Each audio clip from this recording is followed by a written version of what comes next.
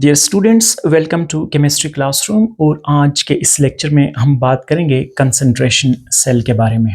सबसे पहले हम देख लेते हैं कि कंसंट्रेशन सेल होता क्या है। इसकी डिफिनीशन ये है, an electrolytic cell that consist of two half cells with the same electrode but differing in concentrations. मतलब ये एक ऐसा सेल होता है जिसमें इलेक्ट्रोड तो बिल्कुल एक जैसा होता है। जैसा आप यहाँ पर देख सकते हैं, इस साइड पे भी जिंक है और इस साइड पे भी जिंक ही मौजूद है।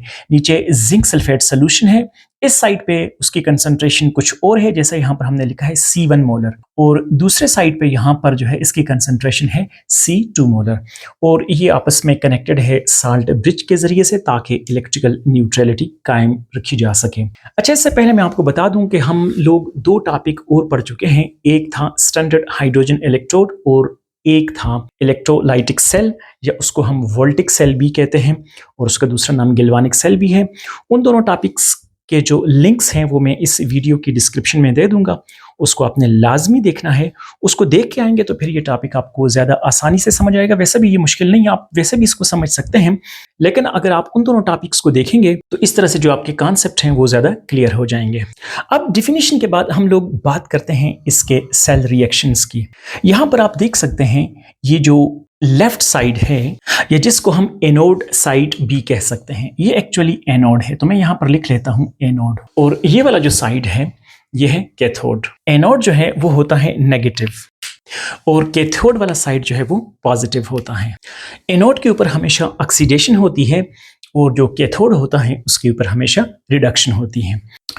अब अगर हम बात करें सेल के वर्किंग की, तो आप यहाँ पर देख सकते हैं, ये जो जिंक इलेक्ट्रोड है जो कि एनोड के तौर पर एक्ट कर रहा है, ये एक्चुअली डिसॉल्व हो जाता है नीचे सोल्यूशन में Zn+2 आयन के तौर पर। अब जब ये Zn+2 आयन के तौर पर नीचे सोल्यूशन में चला जाता है, तो इसके जो दो इलेक्ट्रॉन हैं वो जिंक इलेक्ट्रोड के ऊपर रह जाते हैं, या एनोड के ऊपर रह जाते हैं। यहाँ पर जब इलेक्ट्रॉन्स काफी सारी तादाद में बिल्डअप कर लेते हैं, तो फिर उसके बाद यही इलेक्ट्रॉन जो है यहाँ से मूव करके दूसरे साइड पे चले जाते हैं। हम यहाँ से जैसे ही इस नॉब को कनेक्ट करते हैं तो सेल की मूवमेंट शुरू हो जाती है, और यहाँ पर हम एक वोल्टेज ऑब्जर्व कर सकते हैं। अब जब ये इलेक्ट्रॉन दूसरे इलेक्ट्रोड के ऊपर पहुंच जाते हैं, जैसे हम कैथोड कहते हैं, तो नीचे सोल्यूशन में जो Zn+2 आयन्स होते हैं वो इस सोल्यूशन से आके इन दो इलेक्ट्रॉनों को ग्रैब कर लेते हैं।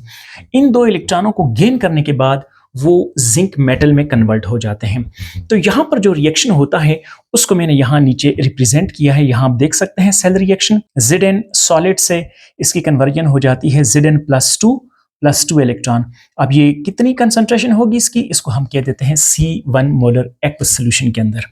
और इस साइड पे आप देख सकते हैं, ये जो Zn+2 है जो नीचे सोल्यूशन से ऊपर जाके इलेक्ट्रॉनों को ग्रैब करता है, यहाँ पर क्या होता है कि इसकी जो कंसंट्रेशन है वो C2 मोलर होती है, और इसकी कन्वर्जन हो जाती है जिंक मेटल के अंदर जो इस इलेक्ट्रोड के ऊपर जमा हो जाता है। और अब अगर हम बात करेंगे जो टोटल रिएक्शन है उसकी, तो यहाँ पर आप देख सकते हैं इस रिएक्शन को हम इस तरह से लिख सकते हैं, और ये जो दूसरा रिएक्शन है जो कि कैथोड के ऊपर हो रहा है रिडक्शन वाला, इसको हम इस तरह से लिख सकते हैं। अब अगर हम दोनों को ऐड करें तो आप देख सकते हैं ये Zn नीचे आ जाएगा, Zn+2 2 इलेक्ट्रॉन इस साइड पे आ जाएंगे, दूसरे साइड पे जो है Zn+2 Zn और 2 इलेक्ट्रॉन आ जाएंगे।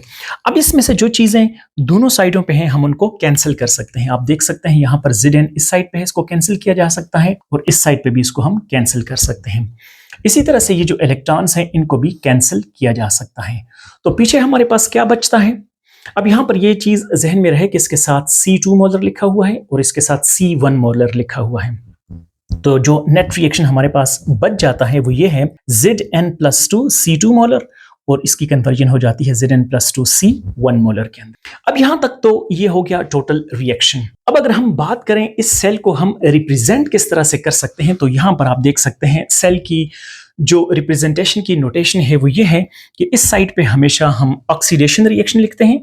दरमियान में ये जो डबल वर्टिकल लाइंस आपको नजर आ रही हैं ये साल्ट ब्रिज को रिप्रेजेंट करता है, और जो दूसरा साइड होता है वहां पर जो रिडक्शन रिएक्शन है वो हो रहा होता है। तो आप देख सकते हैं Zn से Zn+2 C1 मोलर, और यहाँ पर Zn+2 से Zn, और ये है C2 मोलर। अब चूंकि ये स्टैंडर्ड सेल तो है नहीं, क्योंकि स्टैंडर्ड सेल के लिए ज़रूरी होता है कि वहाँ पर जो कंसंट्रेशन है वो 1 मोलर होनी चाहिए। यहाँ पर C1 मोलर है, मतलब कोई भी कंसंट्रेशन आप ले सकते हैं। बाद में हम एक न्यूमेरिकल प्रॉब्लम करेंगे, उसमें आपको समझ आ जाएगी। तो ऐसा सेल जिसमें कंसंट्रेशन स्टैंडर्ड वाली ना हो, उसकी जो वोल्टेज है, उसकी जो ईएमएफ है, उसको हम नॉर्मल तरीके से कैलकुलेट नहीं कर सकते। जैसे कि आपने पिछले लेक्चर्स में देखा होगा, उसमें हम क्या करते हैं, हम एक साइड पे रिडक्शन पोटेंशियल ले लेते हैं कैथोड का, उसको माइनस कर लेते हैं एनोड से, तो हमें उस सेल का जो ईएमएफ है वो मिल जाता है। लेकिन यहाँ पर ऐसा नहीं होगा, क्योंकि यहाँ पर जो कंडीशंस हैं वो स्टैंडर्ड नहीं है। तो उसके लिए फिर हम क्या करते हैं,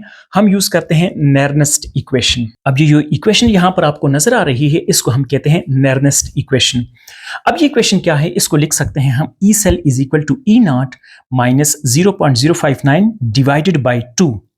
ये 2 एक्चुअली रिप्रेजेंट करता है एक्सचेंज ऑफ इलेक्ट्रॉन, कि रिएक्शन में कितने इलेक्ट्रॉन एक्सचेंज हुए हैं। यहां पर आपने देखा है कि 2 इलेक्ट्रॉन एक्सचेंज हुए हैं, इसलिए यहां पर मैंने 2 लिखा हुआ है।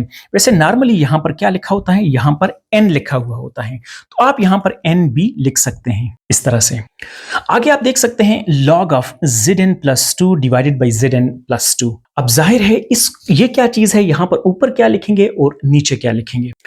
अब आप जानते हैं लॉग के बाद जो टर्म होती है उसमें ऊपर प्रोडक्ट होता है और नीचे रिएक्टेंट होता है।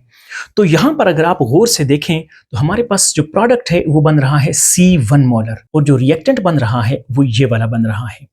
तो अब यहां पर हम जो ऊपर है इसको हम लिखेंगे यहां पर C1 मोलर, और नीचे वाला हमारे पास क्या हो जाएगा, C2 मोलर। अब जाहिर है दोनों साइडों पे जिंक है, तो हम इसको सिंपल करके ये भी लिख सकते हैं C1 डिवाइडेड बाई C2।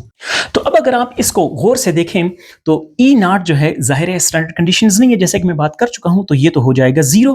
अगर हम लॉग के लॉ यूज करते हुए अब दोनों जिंक को हम हटा देते हैं, हम सिर्फ C1 और C2 की बात करेंगे, तो यहां पर अगर हम इस लॉग के लॉ के तहत C1 डिवाइडेड बाई C2 के बजाय हम अगर इसको लिखें C2 डिवाइडेड बाई C1, तो ये नेगेटिव साइन यहां से चला जाएगा। तो इस तरह से मैं इसको लिख सकता हूं यहां पर C2 डिवाइडेड बाई C1।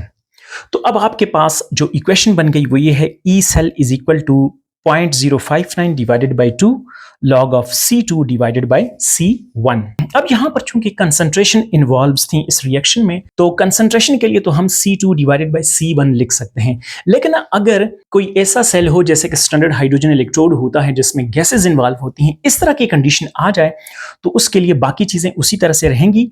लेकिन यहां पर आप log के बाद जो है, जिस तरह हमने लिखा C2 डिवाइडेड बाई C1, तो यहां पर हम लिख लेंगे P2 डिवाइडेड बाई P1। तो बाकी सारा कुछ उसी तरह से रहेगा। अब आपको सिर्फ C2 कंसंट्रेशन मालूम होनी चाहिए, C1 कंसंट्रेशन मालूम होनी चाहिए, और इसी तरह से गैसेस वाले जो सेल हैं उनके लिए आपको जो है P2 प्रेशर और P1 प्रेशर जो है वो मालूम होना चाहिए। यहां पर एक बात जो है वो आपके जहन में रहे, और वो ये है कि हमेशा इलेक्ट्रॉन्स डाइल्यूट सॉल्यूशन से कंसंट्रेटेड सॉल्यूशन की तरफ फ्लो करते हैं। तो यहां पर ये वाला जो सॉल्यूशन है इस साइड पे, इसको हम कह सकते हैं कि ये डाइल्यूट सॉल्यूशन है। तो मैं यहां पर लिख लेता हूं, ये है डाइल्यूट सॉल्यूशन, और ये वाला जो साइड है वो है कंसंट्रेटेड सॉल्यूशन। अब यहां पर हम बात कर लेते हैं कंडीशंस फॉर स्पॉन्टेनिटी, यानी ये सेल वर्क करेगा और स्पॉन्टेनियसली वर्क करेगा, उसके लिए कुछ कंडीशंस चाहिए। सबसे पहले तो आप यहां पर देख सकते हैं, अगर हमारे पास ई सेल पॉजिटिव आएगा तो ये सेल वर्क करेगा, स्पॉन्टेनियसली वर्क करेगा। तो पहली चीज तो यहां पर आपके जहन में आ गई इस इक्वेशन को देख के कि यहां पर जो ई सेल है उसको हमेशा पॉजिटिव होना चाहिए। अब ये ई सेल कब पॉजिटिव होगा, जब C2 कंसंट्रेशन C1 कंसंट्रेशन से क्या होनी चाहिए, C2 कंसंट्रेशन ज्यादा होनी चाहिए और C1 कंसंट्रेशन कम होनी चाहिए। तो इसी वजह से मैंने कहा इस साइड पे आप देख सकते हैं ये डाइल्यूट सॉल्यूशन है और उस साइड पे कंसंट्रेटेड सॉल्यूशन है। अब देखें, अगर हम उलट कर दें, मिसाल के तौर पर हमारे पास नीचे C1 कंसंट्रेशन ज्यादा है और C2 कम है, तो फिर लॉग के लॉ के तहत ये पूरी टर्म जो है वो नेगेटिव हो जाएगी। नेगेटिव हो जाएगी तो ई सेल जो है वो नेगेटिव हो जाएगा। तो ई सेल नेगेटिव हो नहीं सकता। अगर नेगेटिव होगा ई सेल तो फिर वो स्पॉन्टेनियसली वर्क नहीं करेगा वो वाला सेल। तो इसलिए यहां पर दूसरी शर्त जो बन जाती है वो ये है कि C2 should be greater than C1। और जो तीसरी कंडीशन है इसकी स्पॉन्टेनिटी के लिए, वो है Gibbs free energy. Gibbs free energy यहाँ पर हर सूरत में नेगेटिव होनी चाहिए। आप जानते हैं गिब्स फ्री एनर्जी का जो रिलेशनशिप होता है उसको हम इस तरह से लिख सकते हैं, delta G is equal to -NFE। जैसे कि हम बात कर चुके हैं कि ई सेल को पॉजिटिव आना चाहिए। अगर ई सेल पॉजिटिव आएगा तो यहां पर पॉजिटिव हो जाएगा, एफ तो यहां पर चार्ज है और ई इलेक्ट्रॉन की तादाद, तो डेल्टा जी हमारे पास सारा नेगेटिव हो जाएगा। तो यहां पर जो तीसरी शर्त है वो ये है कि delta G should be less than 0। तो लेस देन 0 का मतलब ये है कि ये क्या होना चाहिए, इसको नेगेटिव होना चाहिए। फर्ज करें ई सेल नेगेटिव आ जाता है तो यहां पर आ जाएगा नेगेटिव, नेगेटिव और नेगेटिव मल्टीप्लाई करके डेल्टा जी क्या हो जाएगा, ये पॉजिटिव हो जाएगा। जब डेल्टा जी पॉजिटिव हो जाएगा तो वो सेल स्पॉन्टेनियसली वर्क नहीं करेगा। तो ये 3 कंडीशंस हैं जो आपने अपने जहन में रखनी है कि क्या आपका सेल जो है वो स्पॉन्टेनियसली वर्क करेगा या नहीं करेगा। अब इस सारे कंसेप्ट को सॉर्ट ऑफ ओवरव्यू करने के लिए मैं यहाँ पर आपको एक न्यूमेरिकल प्रॉब्लम हल करवाता हूँ, उससे आपको ये सारा आइडिया क्लियर हो जाएगा। यहाँ इस साइड पे आप देख सकते हैं हमारे पास एक सेल है, find the EMF of cell, और सेल ये वाला है। जिंक जो है वो कन्वर्ट हो रहा है Zn+2 में और यहाँ कंसंट्रेशन है 0.2 मोलर। और अगर आप दूसरे साइड पे देखें जहाँ रिडक्शन हो रही है तो वहाँ पर Zn+2 जिंक में कन्वर्ट हो रहा है और कंसंट्रेशन यहाँ पर है 0.4 मोलर। तो अब हम ऑक्सीडेशन रिएक्शन को यूँ लिख सकते हैं, Zn ये कन्वर्ट हो रहा है Zn+2 और +2 इलेक्ट्रॉन, कंसंट्रेशन साथ लिख लेते हैं 0.2 मोलर। आप यहाँ पर C1 से भी इसको रिप्रेजेंट कर सकते थे। और जो रिडक्शन रिएक्शन है उसमें जाहिर है ये इलेक्ट्रॉन गेन करेगा। ये 2 इलेक्ट्रॉन जब इस साइड पे आ जाते हैं तो Zn+2 2 इलेक्ट्रॉन ग्रैब करके Zn मेटल में कन्वर्ट हो जाता है। अब हम इन दोनों को क्या करते हैं, इन दोनों को हम जमा कर लेते हैं। अगर हम इनको जमा करें तो आप जानते हैं यहाँ नीचे आ जाएगा जिंक प्लस यहाँ नीचे जो है Zn+2 और इसके साथ इसकी मोलैरिटी भी लिख लेते हैं 0.4 मोलर, +2 इलेक्ट्रॉन्स, और इस साइड पे हम लिखेंगे Zn+2 और इसकी मोलैरिटी है 0.2 मोलर और साथ 2 इलेक्ट्रॉन और प्लस हमारे पास जिंक आ जाएगा। अब यहाँ पर हम अपनी इस इक्वेशन को रिफाइन कर लेते हैं। जिंक को यहाँ से हम काट सकते हैं, इस साइड से भी ये कट जाएगा, इलेक्ट्रॉन भी इधर से चले जाएंगे और यहाँ से भी इलेक्ट्रॉन चले जाएंगे। हमारे पास रिएक्टेंट में रह गया Zn+2 0.4 मोलर और प्रोडक्ट में हमारे पास रह गया Zn+2 0.2 मोलर। तो अब हम जो रिएक्टेंट और प्रोडक्ट हैं उस हिसाब से हम अपनी इक्वेशन में इनको लिख लेते हैं। यहाँ पर मैंने प्रोडक्ट और रिएक्टेंट लिख लिया है, आप ये भी लिख सकते हैं।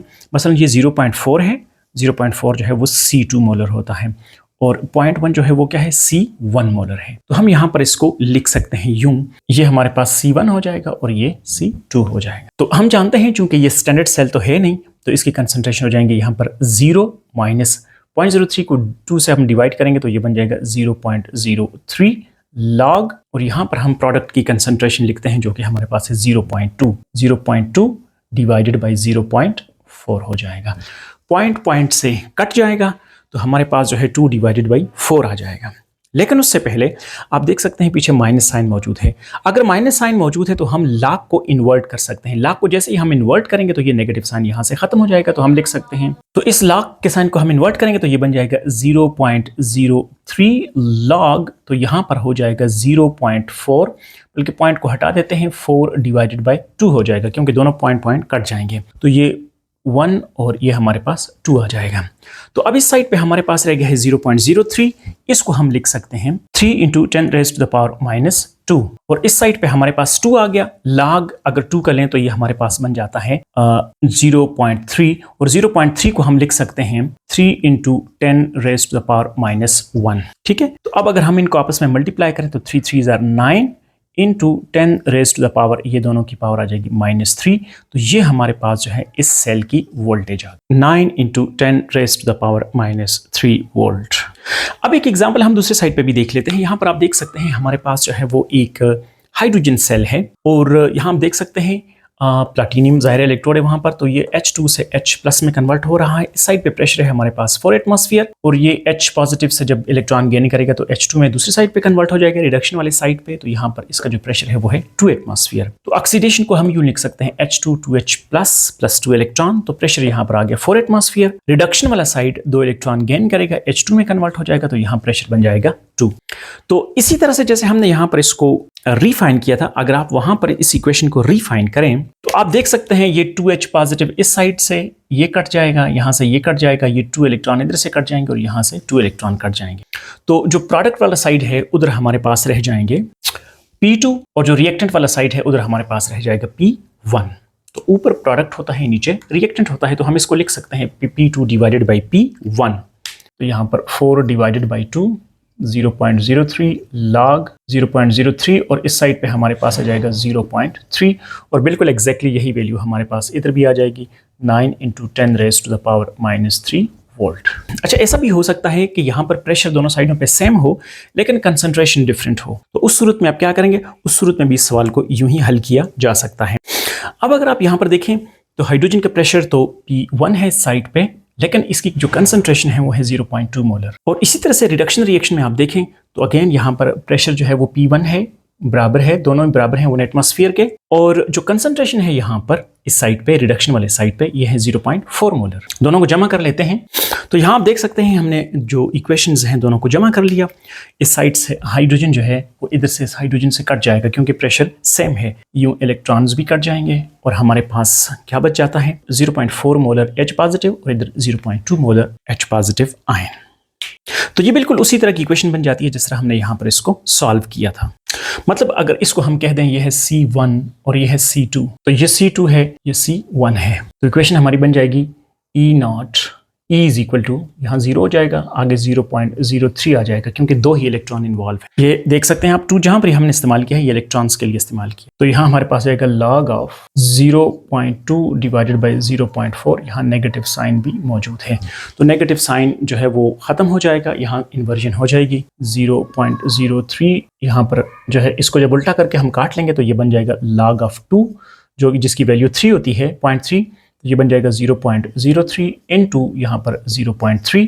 तो अगेन हमारे पास यही वैल्यू आएगी। ये असल में मैंने एग्जांपल ऐसी ली थी कि जिससे आसानी से हम इसको सॉल्व कर सकें। तो इस तरह से अगर आपके पास प्रेशर में चेंज आई हुई हो तो भी आप सॉल्व कर सकते हैं और कंसंट्रेशन चेंज हो रही हो तो उसको भी सॉल्व किया जा सकता है। तो आज का लेक्चर बस इतना ही था। अब मुझे उम्मीद है कि आप कंसंट्रेशन सेल को अच्छी तरह से समझ गए होंगे। अब आपने इसकी एक प्रैक्टिस कर लेनी है और फिर उसके बाद टोटल कंसेप्ट जो है वो आपको कभी नहीं भूलेगा। बहुत शुक्रिया देखने के लिए।